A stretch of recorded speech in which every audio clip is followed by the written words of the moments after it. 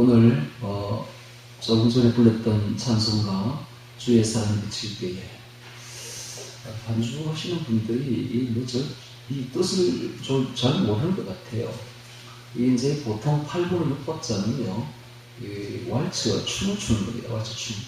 이게 지금 어마어마한 예수님과의 지금 춤이야, 춤. 지금 춤을 추고 있는데, 그 춤을 지금 생각을 하고 연주를 하는지 안 하는지, 난 그걸 모르겠어. 그러니까 이렇게 불러야 돼. 주의 사랑 비칠 때의 기쁨, 그러니까 지금 예수님하고 지금 춤을 지금 추고 있는데, 그냥 뭐 아무 생각 없이 연주하는 것 같아가지고, 부르는 사람도 그렇고, 연주하는 사람도 그렇고, 뭘 좀 알고 불러야 되는, 춤이에요. 너무 기쁘지 않습니까? 예수님하고 지금 왈츠를 추고 있는데, 이 신부들이, 그래서 이게 8분 6박자를 부를 때는요, 앞에 쿵짝짝, 쿵짝짝, 쿵짝짝, 쿵짝짝. 이걸 좀 이게 표현을 해야 돼. 주의 사랑 비칠 때의 기쁨, 이게 아니라, 주의 사랑 비칠 때의 기쁨, 이게 좀 춤을 좀 추면서, 좀 연주하는 사람도, 부르는 사람도 좀 그렇게 좀 재밌게 좀, 한번 해볼까요? 연주자 앞으로. 자, 1층만 한번 해봅시다. 딱 마인드를 가지고 우리 같이 한번 해봅시다. 앞으로.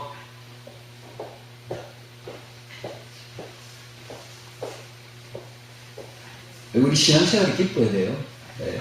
즐거워야 되고 행복해야 됩니다. 지금 찬송 너무 기쁜 거잖아. 세상에 이런 기쁨이 있겠어요. 자, 우리 한번 1점 한번 더 불러봅시다.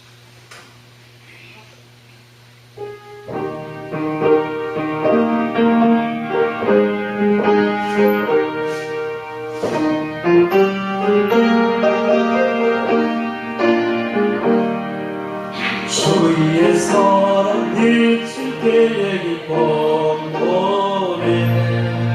건생 걱정 물러가고 기쁨,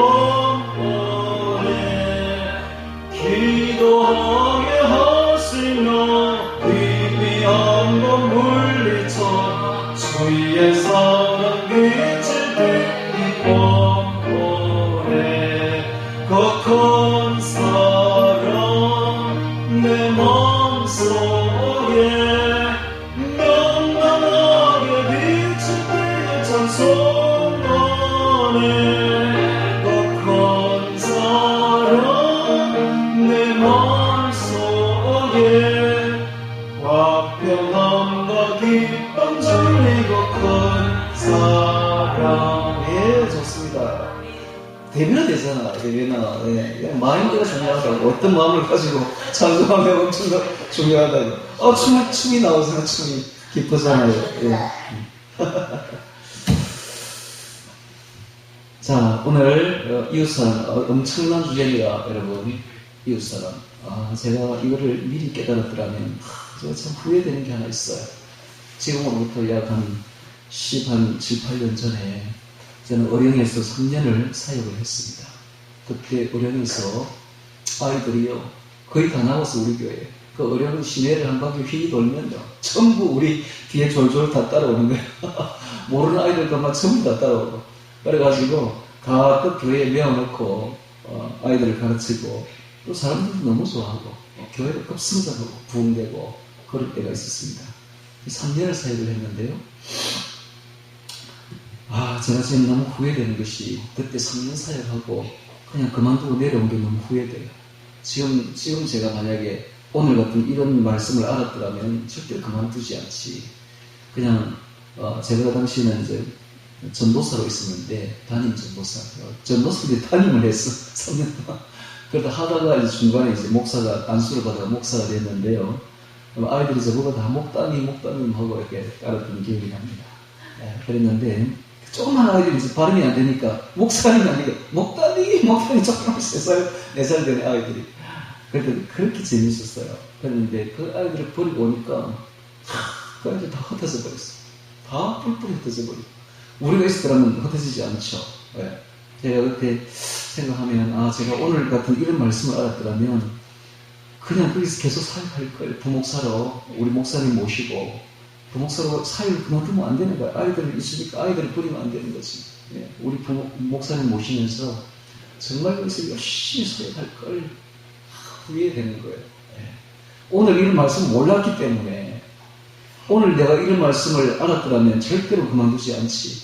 끝까지 사역하면서 정말 주의 신부로서의 사람들을 세우려고 끝까지 했을 겁니다. 그런데 지금 이제 깨달았어, 지금. 네, 그래서 하나님이 제가 이런 말씀을 이제 이해가 돼요. 너 나이 60되면 이제 사역 진짜 시작할 거야 하는데, 제 나이 60되니까 깨달아지는 거예요. 깨달아져서 성숙되어가지고, 이게 이제 뭐가 뭔지 이제 구분이 되는 거예요. 오늘 같은 이 말씀을 깨닫게 된 것이죠. 그래서 이제 사역하면 진짜 주의 사역을 할 수 있겠다 하는 생각이 듭니다. 그때는 너무 어려가지고 뭐가 뭔지도 모르고 사역했고, 지금은 진짜 이제 다 알아가지고 하면 성숙한 사역을 할 수 있겠구나 하는 생각을 하게 됩니다. 오늘 우리는 마태복음 22장 34절에서 4절, 우리 너무 잘 아는 말씀이죠. 이 귀한 말씀 속에 깃든 큰 비밀을 제가 이야기를 해드리겠습니다. 자, 여기서 말하는, 예수님이 말하는 여기 22장 34절 보면은요, 이런 말이 있죠. 둘째는 그와 같으니 내 이웃을 내 몸같이 사랑하라. 이런 말을 하고 있습니다. 여기서 말하는 이 이웃이 도대체 누구인가? 이것부터 잘 알아야 되겠죠. 이것도 규정을 해야 됩니다. 여기서 말하는 이웃은 누굴까? 하는 것입니다. 누굴까? 그 다음에 누가복음, 우리 정식 갈피를 끼우고 누가복음 10장을 찾습니다. 똑같은 말씀이 있는데 누가복음 10장 29절을 찾습니다. 누가복음 10장 29절 봅니다. 10장 29절.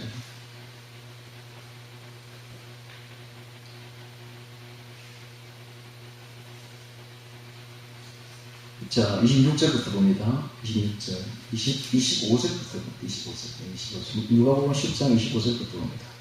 어떤 율법사가 일어나 예수를 시험하여 가는데, 선생님, 내가 무엇을 하여야 영생을 얻으리까? 이렇게 물었어요. 이게 뭡니까? 내가 어떻게 구원받습니까? 이 말이죠. 어떻게 해야 구원받습니까? 하고 단도직입적으로 물은 거예요. 굉장히 중요한 질문이죠. 이건 지옥이냐 천국이냐를 가르는 아주 거대한 질문을 한 겁니다. 그래서 예수님께서 말씀하시고, 예수께서 이르시되 율법에 무엇이라 기록되어 내가 어떻게 읽느냐라고 말합니다.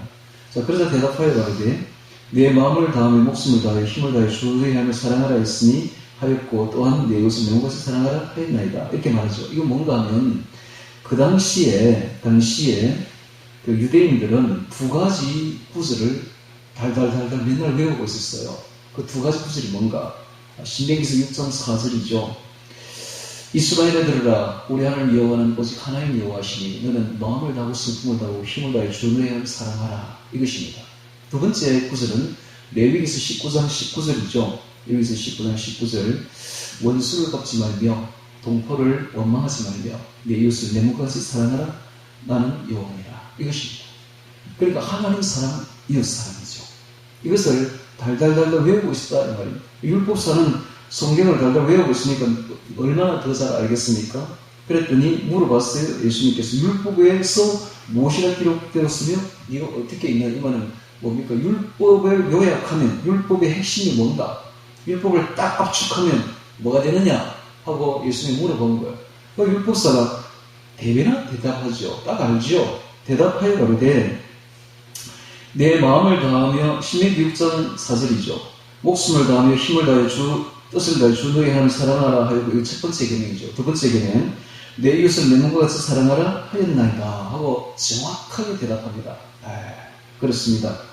성경 율법 구약 전체를 혹은 신구약 성경 전체를 딱 요약하면 이 두 마디에 딱 들어옵니다. 그게 이게 핵심이에요. 이게 핵심. 요약입니다. 성경의 핵심, 성경의 요약이 하나님 사랑, 이웃 사랑입니다. 마치 이게 빠지면 마치 뭐가 비슷한가? 안고 없는 찐빵하고 똑같은 거야. 안고 없는 찐빵, 팔 없는 찐빵. 그거하고 똑같다. 이 핵심이 안고가 찐빵 중에 그 핵심이 있잖아요. 팥. 그게 뭔가? 이게 바로 하나님 사랑, 이웃 사랑. 이게 성경의 요약의 핵심이다. 핵심. 그걸 아는 거예요. 자, 그러자 28절에 예수께서 이르시되 내 대답이 옳도다. 맞다. 네 말이 맞다. 라고 말합니다. 이를 행하라. 그러면 뭐 하리라? 그러면 뭐 하리라? 살리라. 살리라. 그러면 구원받는다. 그러면 천국 간다. 그러면 영원한 생명을 살게 된다. 영원히 죽지 않고, 영원히 죽는 건 지옥이죠. 영원히 사는 천국 가서 영원히 사는 방법이 바로 여기 있다. 뭐? 하나님 사랑, 이웃 사랑. 여기 있다. 딱 이야기를 하죠. 예. 그러면 살리라. 자, 그래서 여기서 이제 중요한 질문이 나갑니다. 구원은 그러면은 어떻게 해야 우리가 구원받는다? 지금 개신교에서 말하기를 예수 믿으면 구원받는다. 라고만 이야기합니다. 그런데 예수는 뭐라고 말해요, 지금? 이웃사랑까지 해야 구원받는다. 라고 말하고 있잖아. 그죠? 예. 그럼 또 이웃을 사랑한다. 이게, 이웃은 그럼 누군가? 이웃은 누구를 사랑해야 되는 거? 이웃은 누군가? 에도 의문이 남죠. 그리고 구원론에 굉장히 지금 헷갈리게 되죠. 지금 개신교에서는 뭐 예수님만 믿으면 구원받는다고 하는데 지금 예수님은 전혀 대답이 그럴 게 아니야. 하나님 사랑, 이웃 사랑해야 살리라. 구원받는다. 라고 이야기를 하고 있지 않습니까? 그래서 하나님을 사랑하는데 어느 정도로 사랑해야 돼? 왜냐하면 시시한 사랑해서는 안 돼. 네 마음을 다해야 돼. 마음을 다하고 목숨 바쳐야 돼. 목숨을 다하고 뜻을 다하여 사랑할 수 있을까? 과연 우리가 목숨 다해서 사랑할 수 있을까? 여러분, 우리 초대교회 때에 로마가 박해할 때에 로마 황제들이 주라 불러라, 신이라 불러라, 나를 그렇지 않으면 다 죽인다고 했을 때에 다 배도했습니다. 그때 살기 위해서 다 배도해서 다 지옥 갔어요. 그 당시에 불과 배도 안 하고 목숨 걸은 사람들은 천여 명에 불과합니다.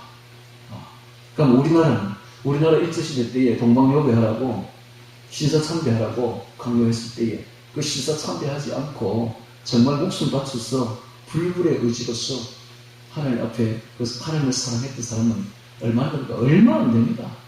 거의 다 전부 다 덤태기 다 넘어갔어요. 그 중에 이제 한 분이 주기철 목사죠. 주기철 목사. 그럼 주기철 목사는 뭐 특별해서 의지가 강해서 특별해서 아주 강한 사람이라서 끊기지 아니하고 순교했는가? 아니에요. 그때 당시 주기철 목사를 보면요, 일본 행사가 이렇게 온다 하면요, 그냥 밥 먹을 때 일본 행사 온다 소리에 그냥 밥 숟가락 던져내고 기문을 해서 산으로 도망가요. 벌벌벌 떨고 있어요. 그래가지고 일본 행사 잡으러 오면 와들와들 뜨는 거야. 너무너무 두려워가지고 와들와들 뜨는 거야.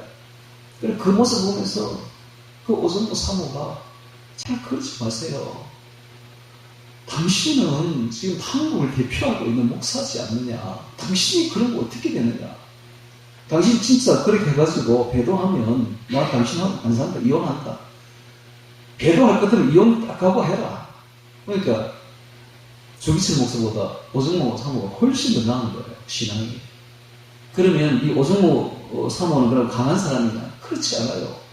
그 남편을 보내놓고 얼마나 속이 썩었든지, 남편이 순교하고 나면 얼마나 또 밤에 걸려 죽어요. 얼마나 스트레스를 받았든지, 남편이 그 하는 모습을 보면서 이 정도로 힘들었던 거예요. 그분들도 다 힘들었어. 정말 순교할 수 없는 거를 순교했던 거예요. 목숨 바쳐 사랑해야 된다. 목숨 바쳐. 이게 쉽습니까, 여러분? 야, 천국 가기 어렵습니다. 목숨 바치는 게 쉽지 않아요. 다 배도 다 해요. 앞으로 이제 대환란이 다가오고 있습니다. 7년 대환란이 다가오고 있는데 똑같은 일이 벌어집니다. 똑같은 일이 반복됩니다. 초대교회에 있었던 그 순교, 또 일제시대에 있었던 그 순교를 우리에게 강요하는 시대가 오게 될 것입니다. 당시에 초대교회 때 폴리캅이라는 요한의 제자가 있었어요. 이 폴리캅은 서머나 교회의 감독이었는데 그가 80세가 넘었어요. 그래서 이제 그 핍박하는 사람들이 나중에는 사정을 합니다. 제발 감독님, 그냥 예수님 부인한다고 한마디만 하세요. 그럼 바로 살려드릴게. 바로 풀어드릴게요. 그러니까는 요한이 뭐라는지 압니까? 예수님이 지금까지 나를 부인하지 않았는데 80평생을 내가 어떻게 지금 왔어? 예수님 부인할 수 있는가? 나는 그렇게 못한다. 그래서 그가 순교했습니다. 그래서 하나님을 사랑하되 목숨 걸고 사랑했던 겁니다. 하나님 그걸 지금 요구하고 있어요. 하나님을 사랑하되 마음을 다하고 목숨을 다하고 뜻을 다하여 주의 너의 하나님을 사랑하라. 그거 정말 힘들죠. 그런데 거기다가 덤으로 하나 더 얹어요. 네 이웃을 네 몸과 같이 사랑하라. 몸과 같이 내 몸처럼 사랑하라. 너무 강한 짐이 아닌가. 이건 앞에 했던만 해도 너무 심한데 설상가상 아닌가. 설상가상 너무 심한 이야기를 하고 있지 않는가. 야, 이런 말을 들으면 다 이렇게 생각할 겁니다. 그냥 예수님이 하시는 말씀이겠지, 형식적으로 하는 말씀이겠지 하면서 그냥 넘어가요. 네 이웃을 네 몸같이 사랑하라. 그냥 그것은 넘어갈 거예요. 아마 틀림없이. 그리고 이렇게 해야 산다, 이렇게 해야 천국 간다 라고 하는 말씀에 대해서 그냥 예수님이 할 일이 없어 그냥 헛풍치는 거겠지 뭐. 예수님이 할 일이 없어 헛풍칩니까? 예수님은 하신 말씀을 한 말도 빈말이 없으며 딱 그 말씀대로 심판하십니다. 오늘 우리가 목숨 걸고 하나님을 사랑해야 겨우 천국 들어갑니다. 그리고 이웃을 내 몸처럼 사랑해야 천국 들어갑니다. 이것은 하나님이 예수님이 하신 말씀이에요. 빈말이 아니에요. 자, 그렇다면 사람들이 이렇게 생각해요. 앞에 말은 이해가 된다. 하나님을 사랑하라는 것은 신앙 문제니까 이건 구원과 직결되는 문제겠지만 뒤에 이웃을 사랑하라는 것은 윤리적인 문제가 아닌가. 이것은 신앙하고는 구원하고는 아무 관계 없는 것, 그냥 상급에 관련된 것이 아닌가라고 생각을 합니다. 대부분 다. 그런데 아까 우리 읽어본 거 그렇던가요? 누가복음에 그렇게 해야 살리라. 이거 뭡니까? 그렇게 하지 않으면 지옥 간다 이 말이에요. 이웃 사랑하지 않으면 지옥 간다. 이런 이야기입니다. 그런데 성경은 전혀 하나님 사랑과 이웃 사랑을 분리하지 않습니다. 마치 동전의 양면처럼 한쪽은 하나님 사랑, 한쪽은 이웃 사랑이 딱 붙어 있는 거예요. 분리가 안 되는 거예요. 그러니까 하나님 사랑하는 사람은 반드시 이웃 사랑도 하게 되어 있다는 겁니다. 그 두 개가 분리할 수 없다는 거예요. 십계명도 그래요. 율법을 압축하면 십계명이 되잖아요. 십계명. 이 십계명도 1계명부터 4계명 그 전반부는 하나님 사랑에 대해서 이야기를 하고 있습니다. 또 5계명부터 10계명은 이웃 사랑에 대해서 이야기를 하고 있는 거예요. 이렇게 딱 붙어 있는 겁니다. 그래서 이 계명을, 하나님 계명을 딱 두 가지로 구분이 되는데, 요약이 되는데 바로 하나님 사랑, 이웃 사랑입니다. 우리가 왜 이웃을 사랑해야 되는가 하는 문제를 오늘 이야기를 할 것입니다. 오늘 왜 우리가 이웃을 사랑해야 되는가? 왜 하나님과 이웃을 동시에 사랑하지 않으면 안 되는가 하는 문제입니다. 우리가 지금 살고 있는 이 시대는 21세기에 살고 있습니다. 근데 19세기에 어떤 일이 벌어졌는가? 근대 과학의 절정으로 다윈의 진화론이 일어나게 됩니다. 다윈의 진화론은 뭐 하는 거냐? 약육강식, 적자 생존의 법칙의 일어나는 냉혹한 정글로 이 사회를 규정했던 것입니다. 그러니까 적자 생존, 적정한 자만 살아남는다.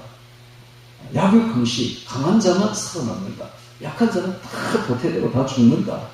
이것이 법칙, 정글의 법칙이다. 이게 전에 진화론의 법칙이다. 이렇게 이야기를 한 거예요. 자, 그러자 허버트 스펜스라는 사회학자가 그 영향을 받아가지고 말하기를, 맞다, 그 말이 맞다. 약육강식, 적자 생존이다. 그러니까는 제국들이 일어나서 제국주의 침략을 해도 괜찮다. 라고 이야기를 했던 거예요. 그래서 그 시대에 제국주의가 막 일어났던 거예요. 그래서 제국들이 일어나서 못 사는 그 제3국가들을 전부 노예화 시켜가지고 자기들이 먹이로 삼았던 것이 다 다윈의 진화론 때문에 그렇게 된 거예요. 그런데 이 진화론의 영향을 받은 사회 진화론, 즉 허버트 스펜서의 영향을 받은 사람이 제일 많이 받은 사람이 누구냐? 바로 히틀러입니다. 히틀러. 그는 이렇게 말했습니다. 이 열등한 유대인들은 다 죽여야 된다. 그리고 게르만 독일 민족이 가장 우수하니까 독일 민족을 살려야 된다. 이렇게 해서 그들은 독일 민족 외에 유대인들을 다 그 나라 유대인들을 다 죽여버렸던 것입니다. 다 이게 다 진화론, 적자 생존, 약육강식에 바탕을 둔 사상이었던 것입니다. 그 이후에 지금까지 인류는 생존을 위해서 투쟁하는 생존 경쟁의 장소가 되어버리고 말았습니다. 아이들까지 학교에서도 1등 안 하면 안 돼. 무조건 1등 해야 돼. 전부 올백 해야 돼, 올백. 한 개로 틀리면 안 돼. 1등 해야 돼. 한 개 틀리면 죽는 거야. 1등 아니면 2등은 그는 죽는 거야, 그냥. 이렇게 생존 경쟁의 장소가 완전히 전락돼 버린 것이 오늘날의 현실이죠. 그래서 신을 부정하고 인간의 탐욕 때문에 이기주의와 물질주의가 완전히 판을 칩니다. 그렇지 않아요, 지금. 그렇게 살잖아요, 지금. 전부 이기적으로 살고 있으며, 개인주의적으로 살고 있으며, 물질주의 때문에 인간관계가 다 깨어져 버린, 단절되어 버린 그런 사회에 지금 우리는 살고 있는 것입니다. 이웃은 없는 거예요. 자기만 살고 사는 거야. 자기만. 자, 그러다 보니까 네 가지의 사회적인 문제가 발생하기 시작하는데, 첫 번째가 허기사회. 정서적인 허기를 느끼게 됩니다. 관계가 깨어지니까, 인간관계가 개필되니까 정서적으로는 너무 배가 고픈 거예요. 허기 상태로 빠지게 됩니다. 그러다 보니까 두 번째로 나타나는 현상이 피로사회가 나타나는 피로사회. 성과 기계로 전락합니다. 일을 빼빠지게만 하는 거야. 일만 하는 거야. 돈만 버리는 거야. 탈진하는 거야. 지친 상태가 됩니다. 정신병에 걸려서 자살합니다. 그래서 결국은 일밖에 모르는 거야. 이 관계가 없으니까, 인간 관계가 없으니까 일밖에 몰라. 결국은 자살한다고. 성과 기계. 직장에 가도 성과만 요구하고 성과 기계. 관계는 없어. 집에 들어와도 관계는 없어. 성과 기계. 그러다 보니까 정신병에 걸려서 사람들이 막 자살합니다. 그러다 보니까 세 번째로 나가는 잉여사회. 치열한 경쟁 상황에서 나보다 똑똑한 사람들이 계속 치고 올라옵니다. 자, 그러다 보니까 나는 뭡니까? 나는 사회에 불필요한 인간 쓰레기가 되는 인간 쓰레기 의식으로 잉여사회, 필요 없는 잉여인간이 되는 것이죠. 잉여인간. 필요 없는 나는 쓰레기구나. 사회의 쓰레기. 이러다 보니까 어떻게 돼요? 네 번째, 절벽사회로 내몰리게 됩니다. 그로 인해서 절벽으로 밀어내는 죽음의 사회로 내몰리는 사회가 오늘날의 사회다. 그때부터 19세기부터 시작해서 오늘날의 사회가 그런 사회가 되어버렸다. 놀랍습니다. 허기사회, 피로사회, 잉여사회, 다 뭡니까? 인간적인 관계가 다 깨어진 거예요. 인간적인 관계가 다 깨어지고 그저 이기주의적이고 물질주의적이고 아주 생존 경쟁, 약육강식, 즉사 생존의 법칙만 있는 냉혹한 정글에 우리는 지금 살고 있는 것입니다. 자, 이렇게 되다 보니까 지금부터 약 50년 전부터 이게 아니다 하는 이제 학설이 막 쏟아지기 시작합니다. 연구해 보니까 진짜 이게 아니다. 인간의 본성은 이렇게 이기적이고 투쟁적인가? 이게 절대로 아니다 하는 반대 학설이 본물처럼 쏟아지는데, 첫 번째가 독일의 신경생물학자였던 요한 바우어라는 사람입니다. 요한 바우어라는 그 학자가 이렇게 말했어요. 인간의 유전자는 투쟁적인 것이 아니다, 절대로. 협력한다. 이걸 내가 밝혀냈다. 라고 이야기를 해요. 그래서 인간관계를 잘 하는 사람들이 인간관계를 끊는 게 아니라 인간관계를 잘 이어가는 사람들이 건강하고 행복하고 성공하더라는 것입니다. 고독한 사람은 오히려 그 고독이 질병의 원인이 된다는 거예요. 그래서 인간 혼자 살 수 없는 것이 인간이다. 인간은 사회적인 존재다. 이 협력하고 서로 도와야 된다. 자, 그렇게 하게 인간관계 속에서 서로 인정하고 존중하고 사랑하고 배려하고 자, 신뢰하니까 뭔가 뇌에서 행복 호르몬이 분출되더라는 거예요. 그게 뭔가 하면 도파민, 옥시토신, 오키도요 같은 이제 세 가지 행복 물질이 막 분비가 되고 그로 인해서 우리 몸 속에서도 막 행복 호르몬이, 사랑의 호르몬이 막 분출되는데 엔세도다, 엔돌핀, 세로토닌, 도파민, 다이돌핀 이런 아주 행복 호르몬이, 사랑 호르몬이 막 넘쳐나드는 거예요. 사랑을 하니까 사람들이 관계를 좋아하니까 그러니까 건강해지는 거예요. 사람이 건강해지고 행복해지는 거예요.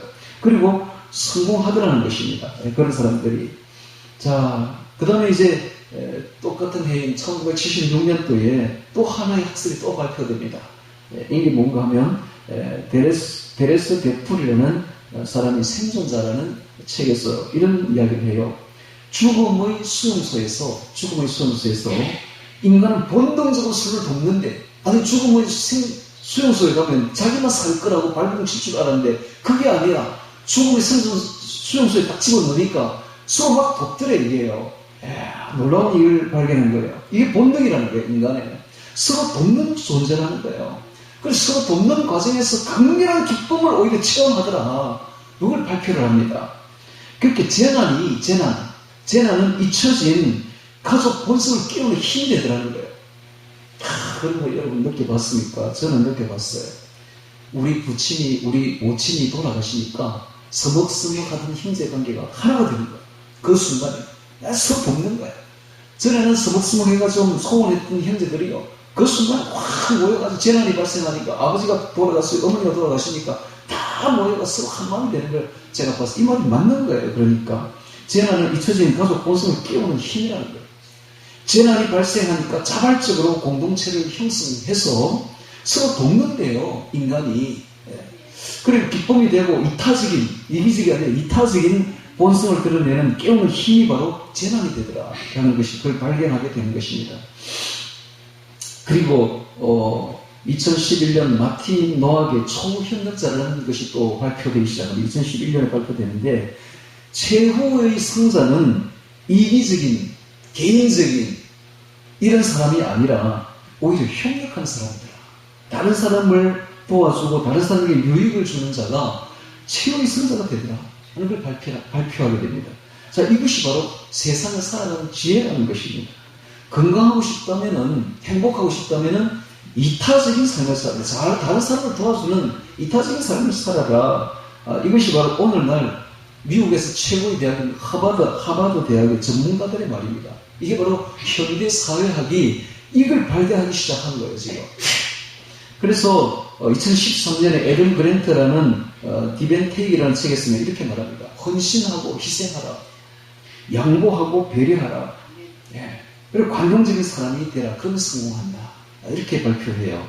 그래야 그런 사람이 사회적인 리더가 되고 사람들이 다 그를 존경하고 따르더라는 겁니다. 희생하고 헌신하는 사람, 양보하고 배려하는 사람, 또 관용적인 사람을 사람들이 너무 좋아하고 따른다는 거예요. 그래서 인간은 사회적인 존재이고 투쟁이 아니라 협력이라는 겁니다. 이게 지금 발표가 되는 거예요. 이게 본성이다. 본성은 진화론이 말하는 그건 다 거짓이다, 가짜다. 그게 아니라 하나님이 인간을 창조할 때는 이렇게 만든 거야. 이게 인간의 창조 원리라는 겁니다. 서로 협력하도록 만든 거예요. 그래서 하나님이 인간을 만들 때는 서로 사랑하는 존재로, 협력하는 존재로 만들었다는 거예요. 서로 경쟁하고 서로 싸우는 존재로 만들지 않았다는 거예요. 서로 싸우고 서로 경쟁하는 것은 그런 일시적인 현상에 불과하고, 진짜는 서로 협력하고 서로 사랑하는 존재로 만들었다는 것이 오늘날의 학설입니다, 여러분. 자, 이게 오늘날의 학설이 이렇게, 오늘날 사회학이 이렇게 가르치고 있는데, 사랑하고 협력하라고, 그래야 사람이 건강하고 오래 산다, 행복하고 성공한다 하는 것이 오늘날의 학설인데, 그럼 성경은 뭐라고 가르칠까요? 성경은 바로 이웃사랑을 가르치고 있죠. 이웃사랑이 맞는 거예요.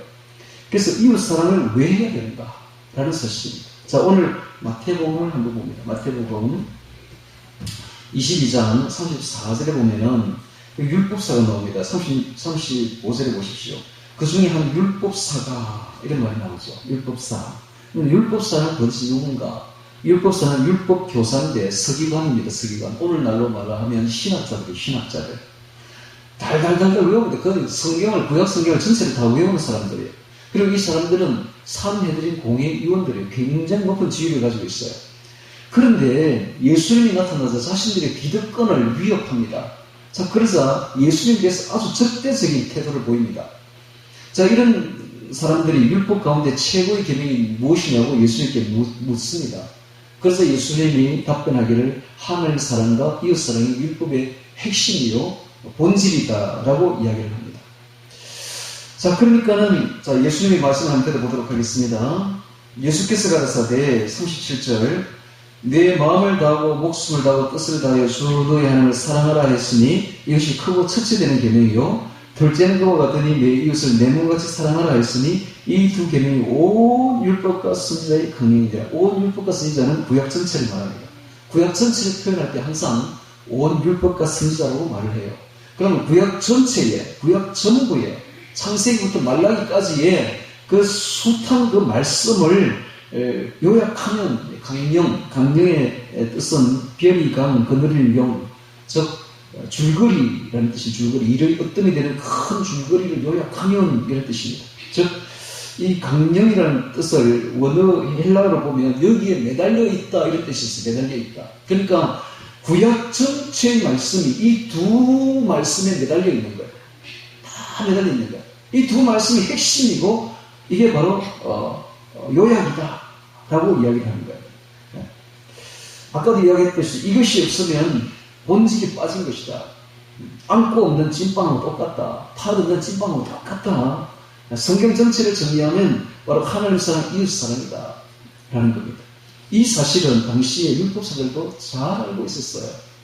예수님만 이렇게 말한 것이 아니라 그들도 아까 누가복음 봤죠. 딱 이야기하잖아요. 신명기서 6장 4절, 레위기서 19장 18절 딱 이야기하잖아요. 그들도 알고 있었던 사건입니다. 자, 그러면 문제는 자, 내 이웃을 내 몸과 같이 사랑하라고 했던 그 이유가 무엇인가 하는 것입니다. 여기서 말하는 이웃이 도대체 누구인가? 입니다. 이것도 알아야 됩니다. 이웃이 도대체 누군가? 예수님 말씀하셨던 이웃이 누구인가? 옆집 사람인가? 우리는 이웃이라고 하면 옆집 사람으로 생각합니다. 옆집 사람이 이웃인가? 아니에요. 예수님이 말했던 이웃은 동질성을 가진 똑같은 신앙을 가진 유대인을 말합니다. 유대인 집단을 말합니다. 즉 이방인이 아니죠. 불신자가 아닙니다. 불신자나 이방인도 사랑해야 되지만 진짜 우리가 목숨 걸고 사랑해야 될 사람들은 같은 신앙을 가진 신앙인들을 말한다 이 말입니다. 그게 바로 우리 이웃입니다. 이게 바로 이웃의 개념입니다. 그러니까 이웃이 말하는 이 이웃은 언약 백성 상호간의 사랑에 초점이 맞춰 있습니다. 왜 그럴까요? 이유가 있습니다. 분명한 이유가 있습니다. 자, 우리 계시록 21장을 찾습니다. 이유를 제가 이야기해 드리겠습니다. 계시록 21장을 찾습니다. 새하늘과 새 땅을 봅니다. 계시록 21장 봅니다. 자, 계시록 21장 11절에 보면 또 내가 새하늘과 새 땅을 보니 처음 하늘과 처음 땅이 없어졌고 바다도 다시 있지 않더라. 이게 뭐예요? 구속의 완성이죠. 구속사의 완성입니다. 하나님이 거대한 구속사를 진행시켰는데 구속사가 이제 끝난 거예요. 완성이 된 거예요. 이때 보니까 새하늘과 새 땅을 보니까 또 내가 보면 2절에 거룩한 성 새 예루살렘이 하나님께로부터 하늘에서 내려오니 그 예비한 것이 신부가 남편을 위하여 단장한 것 같더라. 신부를 이야기를 하면서 마치 새 예루살렘이 신부처럼 보인다 이 말이에요. 왜냐하면 이 새 예루살렘에 신부가 살기 때문에 그렇습니다. 자, 그렇게 이야기를 하면서 쭉 보면 이제 그 새 예루살렘 성을 쭉 이야기하지 않습니까? 하는데 22장에 보면 22장에 갑니다.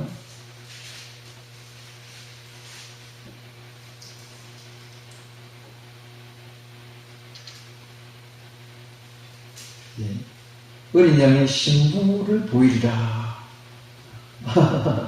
21장 9절에 보세요. 21장 9절. 예. 7대접을 가지고 마지막 7재앙을 담은 7천사 중 하나가 나와서 내게 말하여 가로되 이리 오라. 내가 신부 곧 어린 양의 아내를 너에게 보이리라. 이런 말을 합니다. 어린 양의 아내를 너에게 보이리라. 그러니까 뭡니까?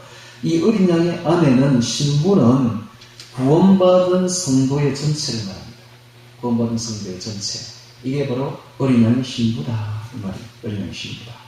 그러니까 어린 양의 구원받은 어린 양의 신부 전체가 구원받은 예수님의 몸된 교회가 거룩한 교회가 바로 예수님의 신부가 된다 하는 걸 볼 수가 있습니다.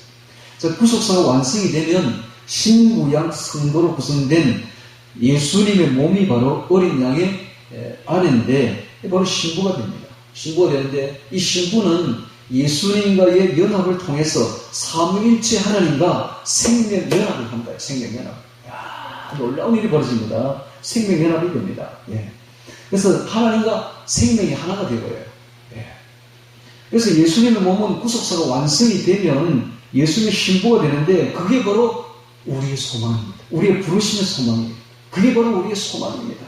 그것이 바로 교회의 소망이에요. 교회의 소망은 예수님의 신부가 되는 거예요. 그 예수의 신부로서, 그리스도의 신부로서 삼위일체 하나님과 연합이 되는 거예요. 이게 어마어마한 소망입니다. 이런 소망이 우리에게 있는 거예요. 그러면 우리가 어떻게 해야 됩니까? 이 땅에서부터 장차 예수님의 아내로서 삼위일체 하나님과 연합이 되는 그날을 기대하면서 이 땅에서 이웃 사랑으로 몸이 하나가 되어야 돼요. 우리가 서로 하나가 되어야 된다. 우리가 서로 하나가 되어야 돼요. 몸이 하나가 되어 연합해야 됩니다. 그 힘쓰는 방법이 이제 나중에 성경에 나옵니다. 우리가 하나가 돼요. 그리고 우리는 개별로 떨어진 존재가 아니에요. 우리는 서로 하나예요. 하나의 신부라. 한 몸이라. 예수님은 한 몸. 예. 이걸 알아야 됩니다. 그런데 지금 기독교회는 이게 안 돼요. 전부 개별 영성만 가지고 있고 교회 영성이 없어요. 이 연합 영성이 없어요. 연합체라는 걸 알아야 됩니다. 우리는 연합체입니다. 이걸 알아야 돼요. 네. 그래서 이 강령이 이 계명에 이 하나님 사랑, 이웃 사랑에 매달려 있다라고 이야기를 하는 거예요. 자, 그래서 이 이웃은 바로 우리 연합된 교회, 구원받은 우리 성도들이 진짜 이웃이다. 이웃을 목숨 걸고 사랑하라라는 것입니다. 그래서 왜 우리가 이웃을 사랑해야 되는가? 왜 이웃을 사랑해야 되는가? 왜냐하면 이웃은 이 구원받은 성도들의 연합체는, 교회는 바로 하나님의, 예수님의 몸이기 때문에, 몸의 연합을 해야 되기 때문에, 성도들을 하나 되게 하기 때문에 우리는 사랑해야 됩니다. 사랑이 없으면 하나가 안 됩니다. 반드시 사랑해야만 하나가 되는 것이죠. 그래서 몸을 연합하기 위해서, 하나가 되기 위해서는 사랑해야 된다, 이 말입니다. 요한복음 17장 21절에 예수님 유언을 하시면서 이런 말을 합니다. 아버지께서 내 안에, 내가 아버지 안에 있는 것 같이, 이게 삼위일체 하나님처럼 성도들도 다 하나가 되어, 우리 안에 있게 하사. 즉, 우리가 하나님과 생명 연합이 되고 하나가 되는, 가능케 되는 그 전제 조건으로 성도 저희들도 다 하나가 되어, 이렇게 되어 있습니다. 우리가 먼저 하나가 되어야 하나님과 하나가 된다. 즉, 교회가 하나가 되어야, 사랑으로 하나가 되어야 하나님과 우리가 하나가 된다. 전제 조건이 먼저 우리가 하나가 되어야 된다. 이걸 이야기하고 있습니다. 우리가 사랑으로 하나가 되어야만이 우리가 예수님과 신부가 되고 하나님과 삼위일체 하나님과 하나가 된다. 연합이 된다. 이 이야기를 좀 하고 있는 거예요. 그래서 교회는 예수님의 몸이기 때문에 우리가 하나 되기 위해서는 반드시 뭐 해야 된다? 사랑해야 된다. 이 이야기를 하고 있는 것입니다. 사랑해야 된다. 자, 분열된 상태로는 절대로 삼위일체 하나님과 하나가 될 수가 없다. 그런 거예요. 없다. 네. 자, 그래서 우리가 지금 이제 성경을 찾아보겠습니다. 에베소서를 찾습니다. 에베소서 2장을 찾습니다. 에베소서 2장.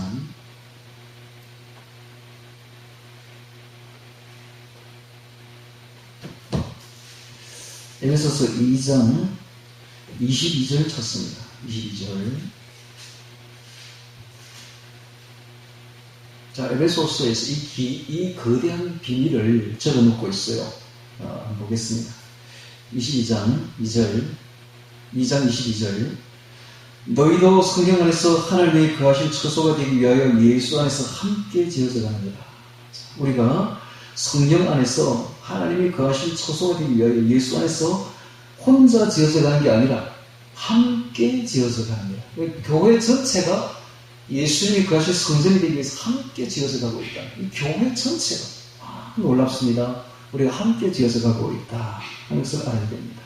또 보겠습니다. 이번에는 4장으로 넘어갑니다. 4장. 에베소서 4장 1절 봅니다. 1절. 그러므로 주 안에서 갇힌 내가 너희를 권하노니 너희가 부르심을 입은 부름에 합당하게 행하여, 라는 말이 나오고 있습니다. 이 부르심을 입은 부름이 원어가 에클레데테인데 이것은 교회를 뜻하는 에클레시아와 같은 어간을 가지고 있습니다. 그러니까 뭡니까? 성도는 개인적으로 부름을 받은 게 아니라는 거예요. 성도는 교회 공동체로 부름을, 이론으로 부름을 받았다는 거예요. 이건 아주 충격적인 이야기입니다. 이 개신교는 구원 문제를 개인 구원만 가르쳐요. 교회론이 결여되어 있습니다. 개인적 영성만 가르칩니다. 이래서는 안 돼요. 어떻게 혼자 거룩하게 살 것인가, 이건 아닙니다. 네. 이것은 성경적인 내용이 아니에요. 성경은 전체를 부른 거예요. 교회 일원의 하나로 우리가 부름을 받은 것입니다. 그러므로 우리는 교회 일원으로 부르심을 받은 우리는 사랑에 힘써야 돼요. 우리가 하나 되어야 돼요. 교회가 이웃 사랑으로 하나가 한 몸이 되어야 된다는 것입니다. 네. 또 보겠습니다. 우리는 4장 11절 봅니다. 4장 11절. 그가 혹은 사도로 혹은 선지자로 혹은 복음을 전하는 자로 혹은 목사와 교사로 주셨으니 이는 성도를 온전케 하며 봉사 일을 하게 하며 그리스도의 몸을 세우게 하십니다. 자, 이런 것은, 이런 직분과 이런 은사를 주신 것은 그리스도의 몸을, 교회를, 그리스도의 몸을 세우려고 하고 있다라고 이야기를 하고 있습니다. 그러니까 교회 직분은 성도 개개인을 온전하게 하고 또 나아가서 그리스도의 몸을 세우기 위한 것이지 교회를 하나 되게 하기 위한 것이다 말하는 것입니다. 자, 그 다음에 4장 3절 한번 봅니다. 4장 3절. 자, 그렇게 하려면 어떻게 해야 되는가? 4장 1절 다시 봅니다. 4장 1절. 그러므로 주 안에서 같이 내가 너희를 권하노니 너희가 부르신 이름 부름에 합당하게 행하여, 자, 어떻게 해야 되는가? 모든 겸손과 온유, 오래 참음으로 사람 가운데서 용납, 평안을 맺은 줄로 성에 하나 되게 하셔서 힘써 지키라. 자, 우리가 하나 되게 하는 방법이 여기 나옵니다. 겸손해야 된다. 온유와 겸손해야 된다. 상하면 안 된다. 쿡쿡 찌르면 안 된다. 옆에 사람 쿡쿡 찌르면 안 된다. 항상 온유 겸손해야 된다. 그리고 오래 참아야 된다. 오래 참아야 된다. 오래 참지 못할 사람을 참아내는 게 사랑입니다. 옆에 있는 사람 참지 못하죠. 정말로. 부족한 교회를 참아내는 것은 쉽지 않습니다. 참아야 돼. 끝까지 참아내는 게 겸손과 온유고, 오래 참는 게 사랑이다. 이 사랑은, 이웃사랑은 추상적인 개념이 아니라 바로 이런 겁니다. 정말로 인내해야 됩니다. 오래 참아야 됩니다. 참아내야 됩니다. 그래야 하나가 된다. 쿡쿡 찌른다고, 부족하다고, 그냥 쿡쿡 찌르면 안 돼요. 참아내, 오래 참아내. 이게 사랑이다. 오래 참고 용납해야 돼요. 용납하는 거 쉽지 않습니다. 용납해야 돼요. 네. 옆에 있는 부족한 교인들을 참아내고 용납하는 거 쉬운 문제가 절대 아니에요.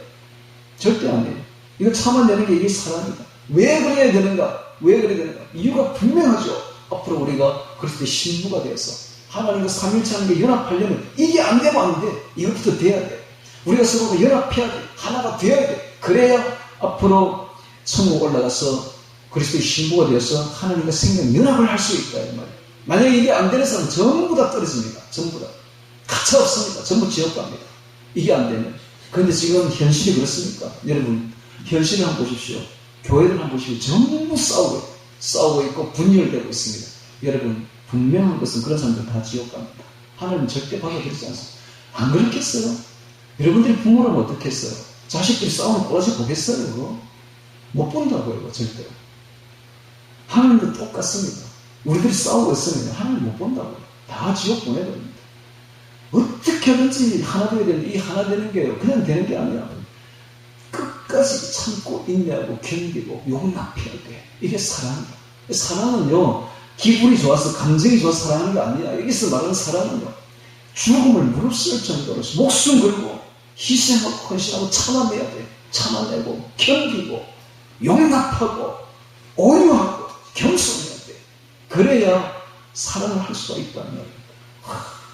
놀라운 이야기를 지금 하고 있습니다. 이게 쉬운 문제가 아니에요, 절대로. 쉽다면 뭐 교회들이 왜 싸워요? 안 싸우지. 쉬운 문제가 아니야. 이게 하나 되는 게 결코 쉬운 문제가 아니에요. 제가 왜 60부터 제대로 된 목회를 한다고 하나님 이야기했겠어? 바로 이런 문제야, 이런 문제. 이걸 깨달아야만이 이걸 해내거든.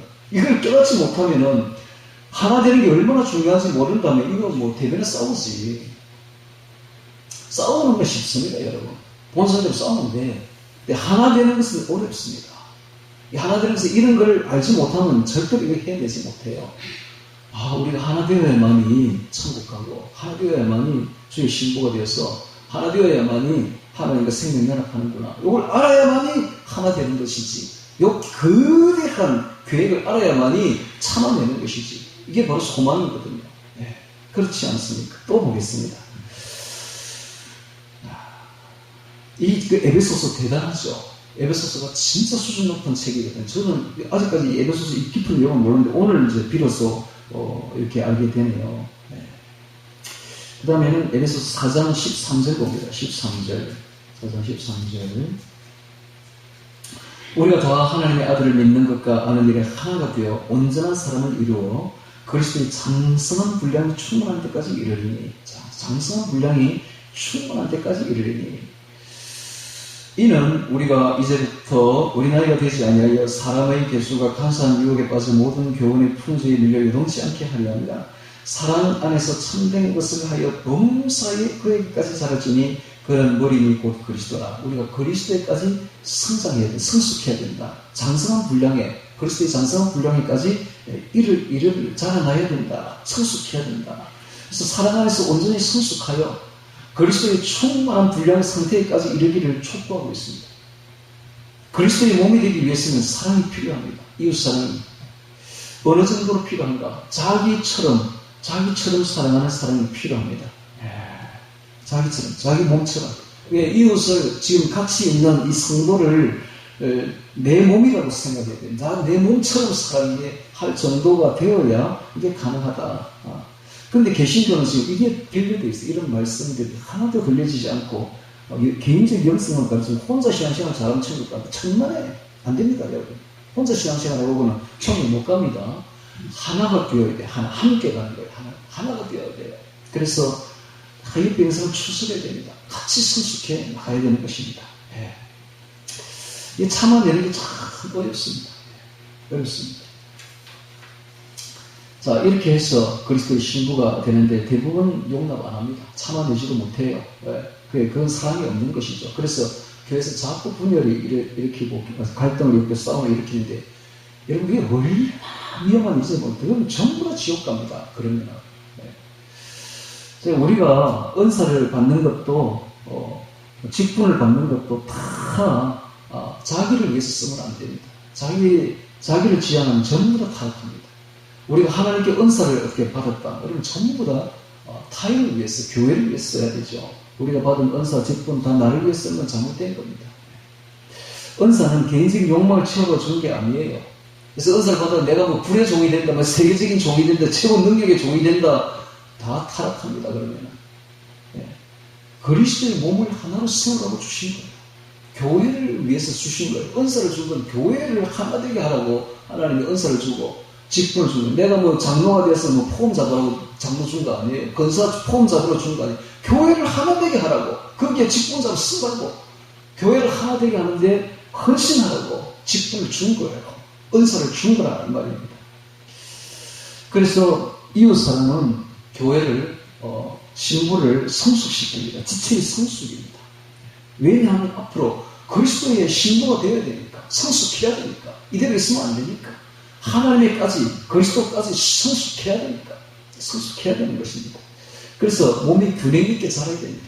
한쪽만 자라면 안 돼요. 우리도 안 그렇습니까? 지체가 손만 자란다든지 발만 자라면 기행이 되죠. 균형 있게 자라야 돼요. 함께 같이 자라나야 됩니다. 자, 이렇게 하는 것은 우리가 이렇게 하려면은 다양성을 인정해야 됩니다. 다양성을 인정해야 됩니다. 자, 한번 성경을 한번 찾아보도록 하겠습니다. 고린도전서 12장을 찾습니다. 고전 12장. 고전 12장 14절 14절부터 22절까지 봅니다. 자, 다양성을 인정을 해야 되는데, 우리 성도들이요, 다 특성이 다양해요. 어떤 사람은 발이고, 어떤 사람은 손이고, 특성이 다 다양하다고. 여기 그렇게 적어놨죠? 자, 그리스도의 몸의 특성을 한번 보겠습니다. 만일, 발이 이르되 나는 손이 아니니 몸에 붙지 아니하였다 할지라도, 이로 인하여 몸에 붙지 아니한 것이 아니요. 또, 귀가 이르되 나는 눈이 아니니 몸에 붙지 아니하였다 할지라도, 이로 인하여 몸에 붙지 아니한 것이 아니니, 만일 온몸이 눈이면 듣는 곳은 어디며 온몸이 듣는 곳이면 냄새 맡는 곳은 어디며 그러나 이제 하나님이 그 원하시는 대로 지체를 각각 몸에 두셨으니 만일 다 한 지체뿐이면 몸은 어디냐? 이제 지체는 많으나 몸은 하나라. 눈이 손들어 내가 너를 쓸데없다 하거나 또한 머리가 발들어 내가 너를 쓸데없다 하거나 하지 못하리라. 이뿐 아니라 몸이 더 약하게 보이는 지체가 도리어 요긴하고 우리가 몸의 덜 귀히 여기는 그것들을 더욱 귀한 것으로 입혀주며 우리 아름답지 못한 지체는 더욱 아름다운 것을 얻고 이런 말이 있죠. 그러니까는 하나님의 예수 그리스도의 몸이 특성들이 다 다양하다. 어떤 사람은 눈으로, 어떤 사람은 코로, 어떤 사람은 입으로 기능을 합니다. 어떤 사람은 팔로, 어떤 사람은 다리로 기능한다고. 그런데 눈이 발보고 나는 너보다 더 귀하니 너를 잘라내버리겠다. 이러면 안 되죠. 얼굴이 내가 예쁘니까 팔, 다리 없어도 되겠네. 잘라버려야 되겠다. 이러면 됩니까? 안 되는 거예요. 똑같은 거예요. 오늘 우리 교회 안에 각각 다양한 특성을 가진 사람들이 모여 있습니다. 하나도 귀하지 않은 사람이 없어요. 다 특성이 다 있어요. 어떤 사람은 발로, 어떤 사람은 눈으로, 어떤 사람은 코로 기능을 다 한다 이 말. 이거 잘라내면 안 된다 이 말. 너 나하고 같지 않으니까 잘라버리겠다. 그러면 안 된다 이 말. 다 다양성을 인정하라. 다양성을 인정하라. 특성의 다양성을 인정하라. 라는 것입니다. 그게 이제 이웃사랑의 기본이 되어야 됩니다. 아, 다양하구나. 나와 똑같은 사람은 없구나. 다 특성이 있습니다. 여러분, 요즘에 이건 교회만 이렇게 싸우고 이렇게 하는 것이지, 여러분, 사회랑 나가보세요. 오늘날. 저 지금 요즘은요, 장애인 BF 설계를 하고 있는데, 장애인을 위해서 얼마나 국가에서 강력하게 하는지 몰라요. 그 장애인이 뭔데? 그 하나를 위해서요. 그냥 온 전체가 다 신경을 다 쏟고 있다니까. 야, 그걸 보면서 제가, 참 우리나라 선진국이다 라고 생각합니다. 옛날에는 장애인을 생각도 안 했거든. 요새는 장애인을 위해서 그냥 건물을 만들어요. 하여튼 공공 건물을 만들었다면 전부 장애인을 위해서 만드는 정도로 하고 있습니다. 야, 그걸 보면서 우리나라 진짜 선진국이구나 하는 생각을 하는데, 사회는 이렇게 발전하고 변하고 선진국으로 가고 있는데 교회만 후진국으로 후퇴하고 있어. 다 특성이 있습니다. 한 사람도 귀하지 않은 사람이 없습니다. 한 사람도 버릴 사람도 없어요. 잘라내면 안 돼요. 우리가 발이 밑에 있다고 자르면 됩니까? 안 되지, 절대로. 얼굴이 예쁘다고 팔다리 자를 수 있습니까? 그럴 수 없죠. 다 귀하고 다 필요한 거예요. 이걸 인정을 하라. 이게 이웃사랑의 기본이다. 라는 것입니다. 그 다음에 이번에는 로마서 12장을 찾습니다. 로마서 12장 3절을 보겠습니다. 로마서 12장 3절.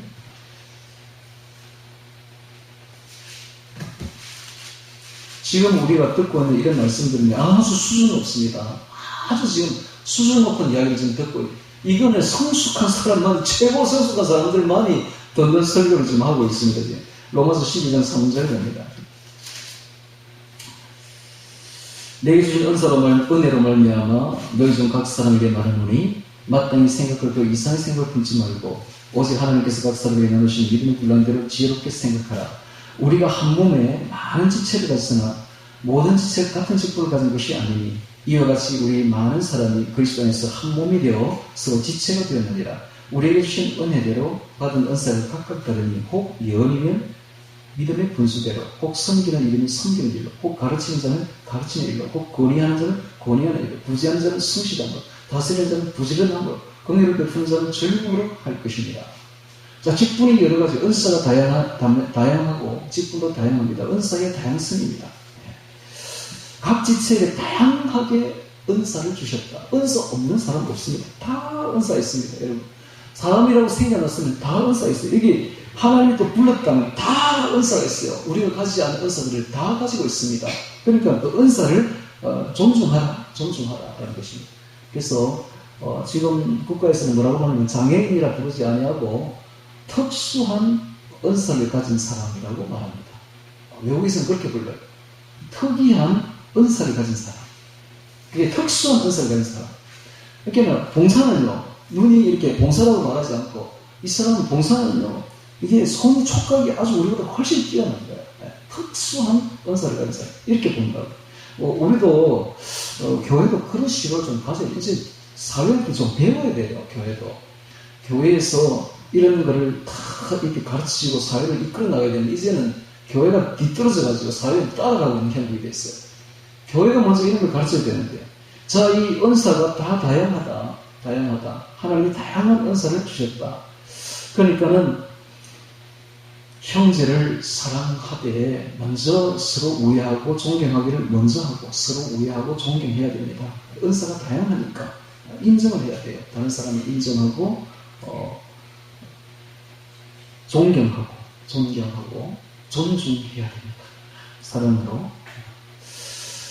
그 다음에 이제 에베소서 4장 15절 아까 우리 본 거 보면은 사랑 안에서 참된 것을 하여 범사의 교회까지 자랄지라 이런 말씀을 아까 읽었죠. 오늘 우리가 그 사람을 우리가 부정하게 보여도 하나님은 절대 부정하게 보지 않습니다.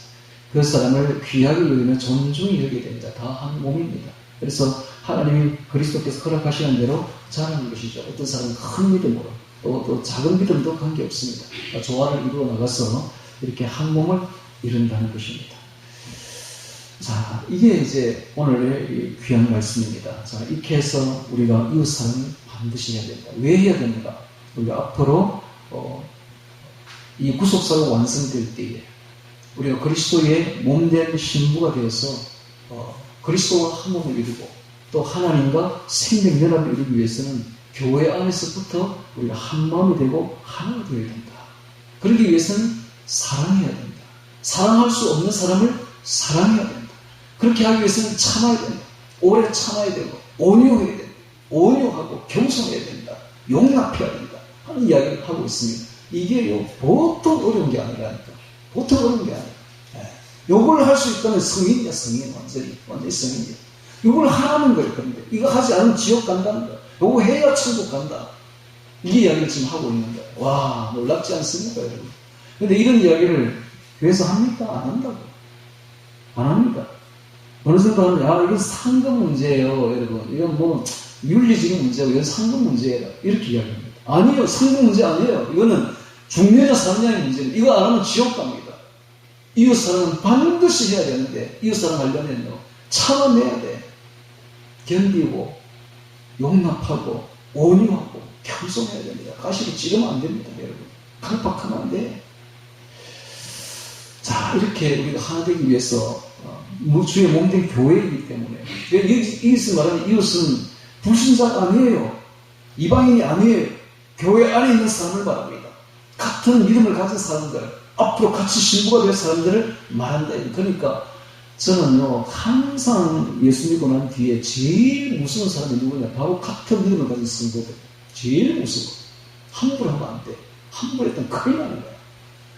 아니, 불신자에 함부로 해도 돼. 아직도. 부모 볼 것도 아니니까. 같이 영원히 살 것도 아니니까. 근데 믿음을 같이 가진 성도 뒤에는 누가 있어요? 예수님이 서 있잖아. 함부로 하면 안 돼. 큰일 나요. 함부로 하면 안 돼. 존중해야 되고, 온유해야 되고, 참아야 되고, 견뎌야 되고, 용납해야 되고, 그렇습니다. 존중해야 되고, 사랑해야 되고. 성도 한 사람 한 사람을 사랑해야 되고, 사랑은 그래서 오래 참고 나오잖아요, 사랑은. 한번 볼까요? 고린도전서 12장 좋습니다. 고린도전서 12장. 고전 12장 찾아보세요. 고전 12장.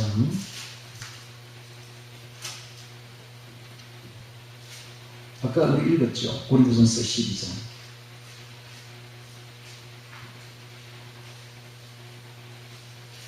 눈이 손들어 12장 21절. 눈이 손들어 내가 너를 쓸데없다 하거나 혹은 머리가 발들어 내가 너를 쓸데없다 하거나 하지 못하리라. 이뿐 아니라 몸의 더 약하게 보이는 지체가 도리가 요긴하고 우리가 몸의 덜 귀히 여기는 그것들을 더욱 귀한 것으로 입혀주면 우리가 알지 못한 채는 더욱 아름다운 것을 얻고 이런 말을 계속하고 있다가 13장에 들어가서 뭐라고 말하니까 사랑을 딱 이야기하는 거야. 그 사랑에 딱 처음 나오는 게 뭐예요? 4절에 보세요. 사랑은 오래 참고 사랑은 온유함이 딱 나오잖아요. 그러니까는 교회 안에서 교회 지체들을 용납하고 이분들과 서로 사랑하고 한 마음이 되려면 어떻게 되는가? 사랑은 오래 참고 사랑은 온유하고 이렇게 되야 된다. 이 이야기를 하고 있는 겁니다. 그렇게 우리가 사랑장이 따로 떨어진 장이 아니라 교회 안에 있는 지체들을 용납하고 이분들을 용서하고 이분들과 하나 되는 주의 신부가 되기 위해서는 이 사랑이 필요하다는 거예요. 오래 참고 온유한 이 사랑이 필요하다는 거예요. 그런데 오늘날 교회가 세속화되어 버렸습니다. 그 아까 말했던 19세기에 있던 진화론의 그 영향으로 인본주의, 물질주의가 강력하게 침투에 들어오면서 이 그리스도의 몸의 하나됨이 없어져 버리고 지체의 성숙함도 다 붕괴되고 교회가 완전히 변들어서 서로 싸우고 서로 분열되고 있습니다. 그래서 이렇게 하다가는 물 서로 물고 먹으면 피차 망하리라 하는 말씀대로 다 지옥 갑니다. 서로 분열되고 분리되는 이런 교회를 보면 예수님의 마음이 어떻겠습니까? 그리스도의 마음이 어떻겠냐고요. 이웃사랑의 개념을 거부하는 이런 교회들을 보면서 예수님이 어떤 마음이 들까요? 왜 이럴까요, 교회들이? 왜냐하면 이유는 딱 한 가지, 옛사람 때문에 그렇습니다. 옛사람의 욕망 때문에 교회 몸된 교회를 파괴하고 있는 겁니다. 지체들의 성숙을 방해하고 있어요. 잘라내려고 하고 있어요. 이러면 안 됩니다. 진짜 잘라내야 될 사람들은 바로 이 싸우는 사람들, 이런 사람들 진짜 잘라내야 돼요. 이거 완전 괴질이에요, 괴질. 마음적 존재들이. 장차 예수님의 신부가 되는 그 영광에 참여하지 못하고 제거될 것입니다. 지옥 갈 것입니다. 그래서 마지막 때가 되면 그 디모데후서 3장에 있는 이런 말씀이 적용되는 것이죠. 내가 이것을 알라 말세에 고통하는 때가 이르니 사람들은 첫째 자기 사랑하며 두 번째는 돈 사랑하며 세 번째는 쾌락 사랑하기를 하나님 사랑으로 더하며 자기 사랑, 돈 사랑, 쾌락 사랑이 교회에 넘쳐나게 될 것이다. 그래서 경건의 모양에서 교회는 다니고 있으나 경건의 능력을 부인하는 경건의 능력은 없는 자들이다. 라고 이런 자들에게서 네가 돌아서라. 라고 분명히 이야기를 하고 있습니다. 말세가 되면 그런 일이 있을 것이지만 지금이 바로 그때입니다. 지금 바로 그때입니다. 교회에 사랑이 없어요. 경건의 능력이 없어요. 왜 그러냐? 돈 사랑 때문에. 돈이 물질주의로 들어오면서 돈 사랑, 자기 사랑 때문에, 옛사람 때문에, 자기 사랑, 쾌락 사랑 때문에 하나님 사랑, 이웃 사랑이 다 깨어져 버린 것이 바로 오늘날 현대의 종말교회의 현주소인 것입니다. 그럼 오늘 우리는 어떻게 해야 되는가? 오늘 우리는 이 물결을 거슬러 올라가야죠. 올라가서 말씀대로 목숨 걸고 하나님 사랑, 이웃 사랑 해야 되는 것입니다. 그래서 이게 쉬운 문제가 아니에요. 목숨 걸고 하나님 사랑하는 것도 쉬운 문제가 절대 아니에요. 제가 이런 이야기들을 들려주었더니 우리 사모가 이런 말을 하더라고요. 가서 그냥 목을 빙강 자른다면 내가 하겠는데 고문한다면 어떻게 고문하려고 나 어떻게 했는데 여러분 댕강 자르지 않습니다. 옷이 너덜너덜하고 헛옷이 될 때까지 우리 몸이 와서 그런 헛옷처럼 될 때까지 고문한다니까. 끝까지 고문해요. 그게 쉽게 죽이지 않는다고요. 그걸 누가 깼는데 주기철 목사가 그걸 다 깼는데 거야. 주기철 목사가 바늘이 이렇게 올라온 걸 걸어가는데 바늘이 그냥 발을 쿡쿡 찌르잖아요. 안 죽잖아요. 그래도 그 고통을 감내해 나가는데요. 그거 다 해야 돼요, 여러분. 이게 쉽지 않습니다. 하나님 사랑이 쉽지 않습니다, 여러분. 이웃 사랑은 또 쉽습니까? 이웃 사랑 옆에 정말 꼴보기 싫은 사람이 앉아 있는데 그거 다 참아내야 되는데 그거를 어떻게 참아내? 그거를 참아내야 돼. 그거를 오래 참아야 돼. 견디내야 돼. 그래야 신고된. 그렇게 저는 이렇게 생각합니다. 우리 노회에 가도 정말 꼴보기 싫은 사람 많거든요. 총회도 그렇고 우리 교회도 그래 솔직히. 그런데 이런 사람이 있는 게 참아내는 공부하고 있구나. 내가 이런 사람을 참아낸다면 천국 가서 누구를 못 참아내겠냐. 이런 생각이 듭니다. 그게 이게 훈련 장소구나. 훈련 장소. 여러분 그렇게 생각하세요. 옆에 참지 못할 사람이 있거든. 제가 저 사람을 참아낸다면 내가 누구를 못 참겠느냐. 옛날에 이런 일이 있었어요. 옛날에 왜 안내양 있잖아. 안내양. 차장들이요. 옛날에는 차가 이제 적고 사람들이 물밀듯이 들어오니까 사람들을 밀어야 되는데 그냥 이를 밀어야잖아요. 고무차처럼. 그러면 나중에 차장은 이제 설 데가 없는 거예요. 대부분 달려가지고 가잖아요. 그런 차장이 큰 고생하다가 며느리가 되면요. 어떤 일도 다 참아내는데, 어떤 어지간한 일은 다 참아내는데 고생을 많이 해가지고. 그거와 똑같습니다. 우리가 이 땅에 살면서 교회 안에서요, 참아내는 훈련을 하면, 그런 사람을 다 참아낸다면 천국 가서 뭘 못 참겠습니까? 훈련이야, 훈련. 그렇게 생각하시고, 참기 바랍니다. 참고 용납하세요. 용납하시기 바랍니다. 그게 훈련이야, 지금 훈련. 그래야 천국 갑니다. 그래야. 천국이 쉽습니까? 그래야 천국 간다. 그래서 오늘 이 이야기는 아주 수준 높은 이야기입니다. 제가 이 이야기를 십수년 전에 미리 알았더라면 내가 어려움에 그거 다 참아낼 걸. 그걸 못 참아내. 다 참아내고 다 우리 목사님 모시고 그냥 부사역사를 해서 그 아이들 다 추석일 거예요. 추석일 거예요. 그랬더라면 여러분 그런 사람이 천국 가거든요. 그랬더라면 그 아이들 다 생명 다 건져내고 지금처럼 거대 교회로 발전했을 건데 정말 안타깝다는 생각을 아침에 했었어요. 여러분 오늘 우리가 지금부터 깨달았다면 지금부터 하면 됩니다. 지금부터라도 하나님 하신 말씀 이웃사랑 쉽지 않습니다. 오래 참아야 됩니다. 오류해야 됩니다. 겸손해야 됩니다. 그렇게 해서 하나가 되어야 됩니다. 사랑은 감정이 아니에요. 사랑은 의지, 헌신이에요. 희생이에요. 나를 죽여야 돼요. 그게 사랑이 진짜, 그게 아가페 사랑이에요. 아가페 사랑. 우리가 서토게라든지 빌리아라든지 에로스 이런 사랑은 안 돼. 이 갖고 안 돼. 그런 가지고 절대로 이 일을 할 수가 없어요. 아가페, 자기 희생, 자기 헌신, 죽여야 돼. 자기를 의지를 가지고 이게 진짜 사랑이에요. 그렇게 해서 자기를 죽이고 정말 우리 사랑하시기 바랍니다. 왜냐하면 이것은 엄청난 소망이 달려있는 문제예요. 앞으로 우리가 영원한 주의 신부가 되어서 생명연합, 하나님과 삼위일체 하나님과 생명연합해야 되는 그런 중차대한 문제가 우리에게 달려있기 때문에 해야 된다. 이건 반드시 해야 된다. 하나님 사랑, 이웃 사랑은 성경의 핵심이요. 안고요. 핵심이요. 요약이다. 요거 안 되면 천국 못 간다. 이런 이야기는 다른 게 못 듣습니다. 아주 수준 높은 이야기를 지금 제가 했습니다. 아주 수준 높습니다. 요거 하면 천국 갑니다. 이렇게 해서 다 이웃사랑 하시길 주의 이름으로 축원합니다. 기도드리겠습니다. 함께.